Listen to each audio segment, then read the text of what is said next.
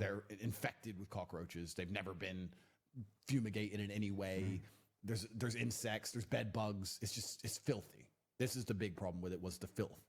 If it wasn't so filthy, it wouldn't be so bad. But this was what bothered me the most, is finding cockroaches in your food and this kind of thing.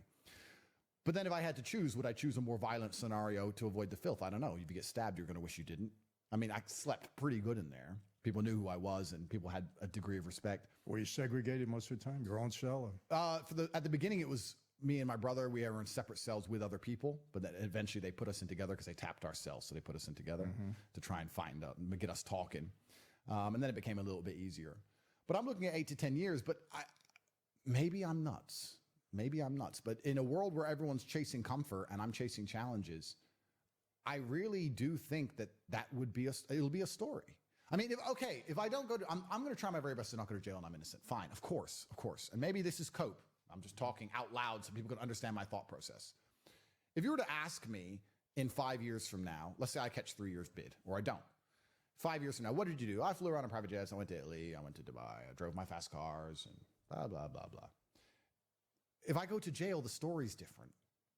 Maybe I'm crazy. I don't know. Maybe I'm nuts. But the story's different, but I don't think you need to tell that one. and I'm not wishing for it to happen. Yeah. I'm just trying to explain to people who don't understand why I'm not afraid. Because I know that retrospectively, I won't regret it. At the time, I may suffer. Right. I may suffer for a while afterwards. But I like to think, and I hope you can confirm this for me, that you wake up one day and you think back on it and go, yeah, I'm kind of glad that happened. Yeah, well, honestly, I spent 29 months in solitary out of my 8 years. Wow. And it was probably the best thing that happened to me.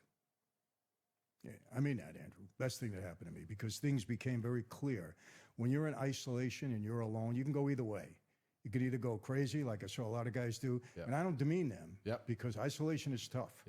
Those lights go out at night. Sometimes guys can't handle it. You saw a lot of bad stuff. I get it. It's tough.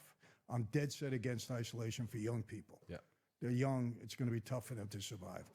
But I came out of there a lot clearer on who I wanted to be and what I wanted to do. And so that time worked for me. You got to make it work for you. You have to go either way. Of course. And for me, it worked.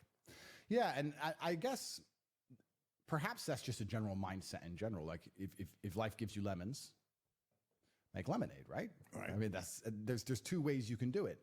I also think we're talking about the tenets of masculinity. I think one of the core tenets of masculinity, and me personally, I blame myself for everything. Everything's my fault. It's my fault. If I go to jail, even though I'm innocent, it's still my fault. I ran my mouth on the internet.